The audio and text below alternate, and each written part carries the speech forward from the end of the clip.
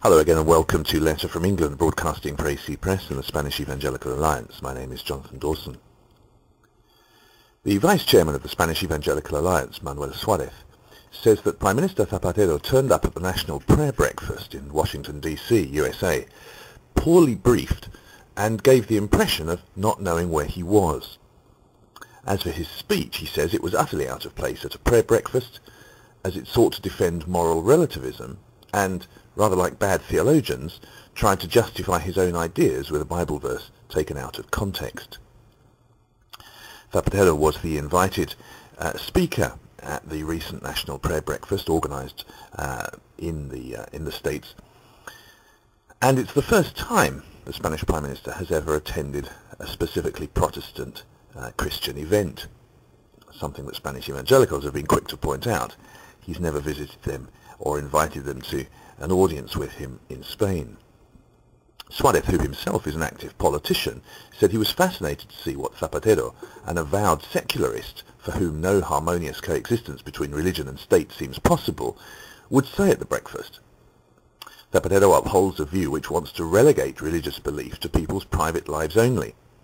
But such an exclusivist and secularist worldview is entirely at odds with the liberty enshrined in the church-state separation of Protestant nations such as the USA, a liberty which is based on biblical values.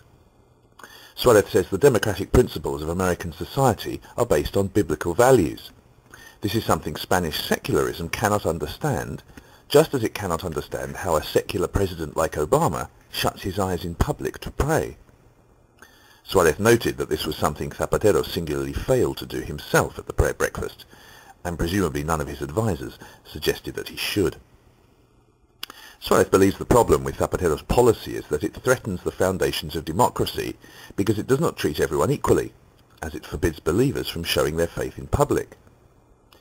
Zapatero, he says, imposes his version of ethics on believers and unbelievers alike, saying what is orthodox and what is heresy. He said that Zapatero's appearance at the prayer breakfast smacked of opportunism to gain some political benefit, adding with a touch of irony that for Zapatero, Washington was well worth a prayer breakfast. But for those of us who know what a prayer breakfast is, he goes on, we can see that he didn't know what he was doing.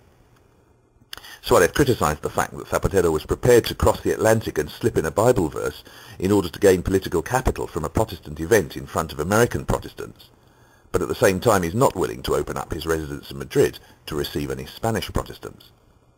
In his opinion, therefore, the Prime Minister lost any credibility that he might have won by attending the breakfast. As for his use of scripture, Suárez found it all over the place. He should know that people go to the breakfast to pray for their political leaders, following the command of 1 Timothy 2:2, and that he should have taken points for prayer, not give a speech about his political policies.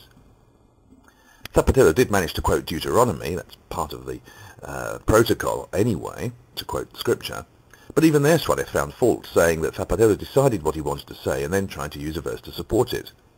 What's more, because his agnosticism wouldn't let him use words such as God or sin, he didn't even quote the verse properly.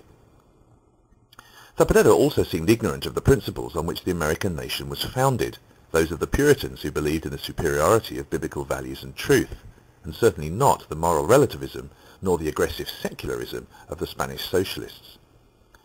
Suárez concludes that Zapatero ought to know that religious liberty in the USA was not established on a foundation of moral relativism, but on firm biblical principles and deep religious conviction. His advisers should have told him the history. Moral relativism is not compatible with the American public. And so Suárez invites Zapatero to prepare better in future, and to listen to Protestants from his country who have much to say. He called on society at large to get to know Protestants, their way of praying, singing and reading the Bible, which will enrich our society, he says. And finally he reminded his fellow Protestants that we have much to offer society. Thank you for listening to Letter from England, broadcasting each week at emission.net. Goodbye for now.